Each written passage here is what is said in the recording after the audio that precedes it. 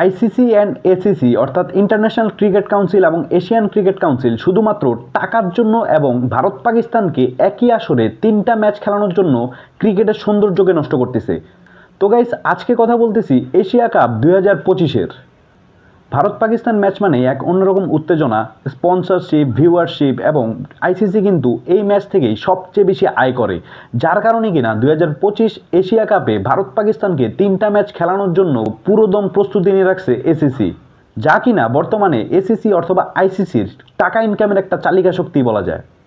এবারের এশিয়া কাপে মোট অংশগ্রহণ করবে 8টা দল এবং আপনি যদি একটু গ্রুপিংগুলো খেয়াল করেন সেই ক্ষেত্রে এ গ্রুপে আছে ইন্ডিয়া, পাকিস্তান, ওমান এবং হংকং, এবং বি গ্রুপ আছে যেটাকে আমি গ্রুপ অফ ডেথ বলবো এবং অনেকেই এটাকে গ্রুপ অফ ডেথই বলতেছে, কারণ এখানে আছে বাংলাদেশ, শ্রীলঙ্কা, আফগানিস্তান এবং নেপালও কিন্তু মোটামুটি একটি শক্তিশালী দল। তবে কিসের ভিত্তিতে এই দুইটা গ্রুপ এসিসি নির্ধারণ করলো তা কিন্তু খুব সহজেই বলা যায়, কারণ ইন্ডিয়া এবং পাকিস্তানের মধ্যে কোনো একটা দল যদি টুর্নামেন্টের শুরুতেই বাদ পড়ে যায় সেই ক্ষেত্রে কিন্তু তাদের ভিউয়ারশিপ, স্পন্সরশিপ এবং টাকার যে অঙ্কটা আছে সেখানে কিছুটা লস খাইতে হয় এসিসিকে। সেখানে তারা ভারত এবং পাকিস্তানকে সুবিধা দিতে যাইয়া গ্রুপ বিকে গ্রুপ অফ ডেটে পরিণত করছে, যেখানে কিনা ক্রিকেট তার সৌন্দর্য হারাচ্ছে। কারণ এই গ্রুপে কিন্তু কোনো ফাইটিংয়ে আমরা দেখবো না, কারণ এখানে খুবই সহজে পাকিস্তান এবং ইন্ডিয়া দুটা দল খুবই সহজে চলে যাবে। গ্রুপ বিটা হবে অনেক ইন্টারেস্টিং, কারণ এখানে বাংলাদেশ, আফগানিস্তান এবং শ্রীলঙ্কা 3টা দলেরই কিন্তু সুযোগ আছে পরের রাউন্ডে যাওয়ার। বিষয়টা কিন্তু এখানেই শেষ না, আরও মজার ব্যাপার হচ্ছে ভারত পাকিস্তানকে আরও একবার মুখোমুখি করানোর জন্য সরাসরি সেমিফাইনাল না খেলায়া সুপার 4 ফরম্যাট অর্থাৎ সেরা 4 দল আবারও নিজেদের মধ্যে মুখোমুখি হবে, যেখানে কিনা ভারত পাকিস্তান আবারও মুখোমুখি হইলে একটা ম্যাচ বাড়বে এবং সেখান থেকে এসিসি সেই টাকাটা ইনকাম করবে। এবং আরও একটি মজার বিষয় হচ্ছে ভারত পাকিস্তানকে অ্যাডভান্টেজ দিতে গিয়ে এখানে আরেকটি নিয়ম হইতে পারে যার গুঞ্জন শোনা যাচ্ছে এবং কিছু জায়গা থেকে আমি ইনফরমেশনটা কালেক্ট করছি।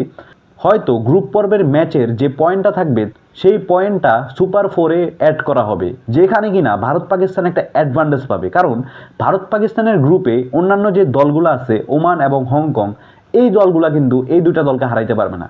তবে গ্রুপ বিতে থাকা বাংলাদেশ, আফগানিস্তান এবং শ্রীলঙ্কা নিজেদের মধ্যে যে লড়াইটা করবে সেখানে কিন্তু তাদের কিছুটা পয়েন্ট কম থাকবে ভারত পাকিস্তানের তুলনায়। সেই ক্ষেত্রে পরবর্তী রাউন্ডে কিন্তু এই গ্রুপ বি থেকে যে দুইটা দল যাবে তারা অবশ্যই ভারত এবং পাকিস্তান থেকে পিছায় থাকবে। আর এই ধরনের পরিকল্পনার পেছনে একটাই কারণ, সেটা হচ্ছে টাকা। ভারত পাকিস্তান ম্যাচ মানেই ভিউয়ারশিপ, স্পন্সরশিপ এবং এসিসির জন্য একটা বিশাল সুযোগ, বিশাল অঙ্কের একটা টাকা ইনকাম করার। কিন্তু প্রশ্ন হলো, এটি কি ক্রিকেটের সাথে প্রতারণা নয় বা ক্রিকেটীয় স্পিরিটের সাথে এটার কি খুব একটা মানায়? ভারত এবং পাকিস্তানকে এক্সট্রা অ্যাডভান্টেজ দিতে গিয়ে আপনি যদি অন্য টিমগুলোর সাথে সমঝোতা বজায় না রাখেন সেই ক্ষেত্রে কিন্তু ক্রিকেট তার সৌন্দর্য হারাবে। এবং আইসিসি এবং এসিসি বর্তমানে তাদের ইভেন্টগুলোকে যেভাবে পাকিস্তান এবং ইন্ডিয়া কেন্দ্রিক করতেছে সেই ক্ষেত্রে কিন্তু ক্রিকেট খুব একটা বিস্তার লাভ করবে না খুব সহজে, এবং আইসিসি এবং এসিসির এই ধরনের মনোভাবের কারণে কিন্তু ক্রিকেট তার জনপ্রিয়তা হারাবে।